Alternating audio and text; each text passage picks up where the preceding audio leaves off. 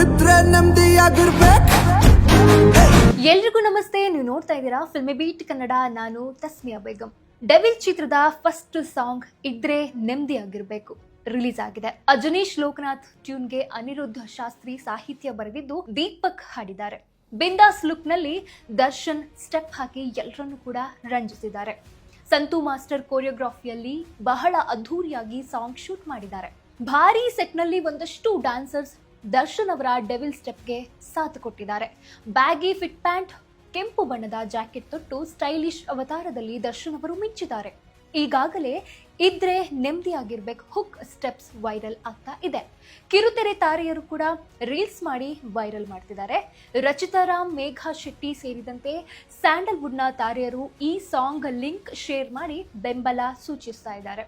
ಈ ಹಾಡಿನಲ್ಲಿ ದರ್ಶನ್ ಅವರು ಹಾಕಿದ ಜಾಕೆಟ್ ಗಮನ ಸೆಳೆದಿದೆ. ಈ ಜಾಕೆಟ್ನ ಬೆಲೆಯನ್ನ ಕೆಲ ಅಭಿಮಾನಿಗಳು ಹುಡುಕಿ ತೆಗೆದಿದ್ದಾರೆ. ಈ ಬೆಲೆಯಲ್ಲಿ ಒಂದು ಬೈಕ್ನೇ ಖರೀದಿಸಬಹುದಾಗಿದೆ. ಡೆವಿಲ್ ಚಿತ್ರದಲ್ಲಿ ದರ್ಶನ್ ದ್ವಿಪಾತ್ರದಲ್ಲಿ ಕಾಣಿಸಿಕೊಳ್ತಾ ಇದ್ದಾರೆ. ಒಂದು ಒಳ್ಳೆಯ ಶೇಡ್ನ ಪಾತ್ರವಾದರೆ ಮತ್ತೊಂದು ನೆಗೆಟಿವ್ ಶೇಡ್ನ ಪಾತ್ರವಾಗಿದೆ. ಈ ಸಿನಿಮಾ ಡಿಸೆಂಬರ್ 12ರಂದು ರಿಲೀಸ್ ಆಗಲಿದೆ. ಈ ಚಿತ್ರದ ಬಗ್ಗೆ ಫ್ಯಾನ್ಸ್ ನಿರೀಕ್ಷೆ ಇಟ್ಕೊಂಡಿದ್ದಾರೆ. ಹೀಗಿರುವಾಗಲೇ ಚಿತ್ರದ ಇದ್ರೆ ನೆಮ್ಮದಿಯಾಗಿ ಇರಬೇಕು ಹಾಡು ಬಿಡುಗಡೆಯಾಗಿದೆ. ಈ ಹಾಡನ್ನ ಕೇಳಿ ಫ್ಯಾನ್ಸ್ ಖುಷಿ ಪಟ್ಟಿದ್ದಾರೆ. ಹಾಡಿನಲ್ಲಿ ದರ್ಶನ್ ಡೀಸೆಲ್ ಕಂಪನಿಯ ಕೆಂಪು ಬಣ್ಣದ ಜಾಕೆಟ್ ಒಂದನ್ನ ಧರಿಸಿ ಕಾಣಿಸಿಕೊಳ್ತಾ ಇದ್ದಾರೆ. ಈ ಒಂದು ಜಾಕೆಟ್ ಎಲ್ಲರ ಗಮನ ಸೆಳೆದಿತ್ತು. ಕೆಲವರು ಇದನ್ನ ಖರೀದಿಸಲು ಹುಡುಕಾಟ ನಡೆಸ್ತಾ ಇದ್ದಾರೆ. ಆದ್ರೆ ಇದರ ಬೆಲೆ ಬರೋಬ್ಬರಿ 99,000 ರೂಪಾಯಿ. ಹೌದು, ಇದಕ್ಕೆ ಸಂಸ್ಥೆ ಸದ್ಯ ಶೇಕಡ 20% ಆಫರ್ ನೀಡಿದ್ದು 79,200 ರೂಪಾಯಿಗೆ ಮಾರಾಟ ಆಗ್ತಾ ಇದೆ. ಮೂಲ ಬೆಲೆಯಲ್ಲಿ ಒಂದು ಸಾಧಾರಣ ಬೈಕ್ ಬರುತ್ತೆ ಎಂದು ಅನೇಕರು ಅಭಿಪ್ರಾಯ ಪಡ್ತಾ ಇದ್ದಾರೆ. ಇದ್ರೆ ನೆಮ್ಮದಿಯಾಗಿರ್ಬೇಕು ಸಾಂಗ್ ಸಖತ್ ವೈರಲ್ ಆಗ್ತದೆ. ಈ ಸಾಂಗ್ ಬಗ್ಗೆ ಭಾರಿ ನಿರೀಕ್ಷೆ ಇತ್ತು. ಅದರಲ್ಲೂ ಮೊದಲ ಸಾಲು ಕೇಳಿ ಅಭಿಮಾನಿಗಳು ಏನೇನೋ ಊಹಿಸಿಕೊಂಡಿದ್ರು. ಆದ್ರೆ ಆ ಒಂದು ನಿರೀಕ್ಷೆ ತಲುಪುವಲ್ಲಿ ಸಾಂಗ್ ವಿಫಲವಾಗಿದೆ ಅಂತಾನೆ ಹೇಳಬಹುದು. ಸ್ವತಃ ಕೆಲ ದರ್ಶನ್ ಅಭಿಮಾನಿಗಳು ಕೂಡ ಸಾಂಗ್ ನಾವು ನಿರೀಕ್ಷಿಸಿದ ಮಟ್ಟದಲ್ಲಿ ಇಲ್ಲ ಎಂದು ಬೇಸರ ವ್ಯಕ್ತಪಡಿಸ್ತಾ ಇದ್ದಾರೆ. ದರ್ಶನ್ ಸಿನಿಮಾ ಇಂಟ್ರೊಡಕ್ಷನ್ ಸಾಂಗ್ ಅಂದ್ರೆ ಒಂದು ಖದರ್ ಇರುತ್ತೆ, ಅದ್ಯಾಕೋ ಕಾಣಿಸ್ತಾ ಇಲ್ಲ ಎಂದು ಸೋಷಿಯಲ್ ಮೀಡಿಯಾದಲ್ಲಿ ಕಾಮೆಂಟ್ಸ್ ಮಾಡ್ತಾ ಇದ್ದಾರೆ.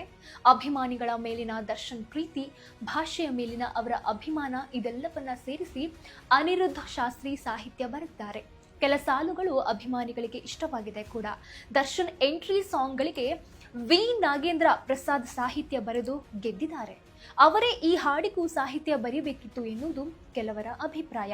ಟ್ಯೂನ್ ಹಾಗೂ ಸಾಹಿತ್ಯ ಯಾಕೋ ಸಿಂಕ್ ಆಗ್ತಿಲ್ಲ ಎನ್ನುವವರು ಕೂಡ ಇದ್ದಾರೆ. ಇನ್ನು ಕೆಲವರು ಟ್ರೋಲ್ ಕೂಡ ಮಾಡ್ತಾ ಇದ್ದಾರೆ. ಬೇರೆ ಭಾಷೆಯ ಟ್ಯೂನ್ ಕದ್ದಿದ್ದಾರೆ ಅಂತೆಲ್ಲ ಏನೇನೋ ಪೋಸ್ಟ್ ಮಾಡ್ತಾ ಇದ್ದಾರೆ. ಒಟ್ಟಾರೆ ಕೆಲವರಿಗೆ ಏನೇ ಬೇಸರ ಇದ್ದರೂ ಯಾರೋ ಟ್ರೋಲ್ ಮಾಡಿದ್ರು ಇದ್ರೆ ನೆಮ್ಮದಿಯಾಗಿರ್ಬೇಕು ಸಾಂಗ್ ಸದ್ಯ ಸೋಷಿಯಲ್ ಮೀಡಿಯಾದಲ್ಲಿ ಟ್ರೆಂಡ್ ಹುಟ್ಟಾಕಿದೆ.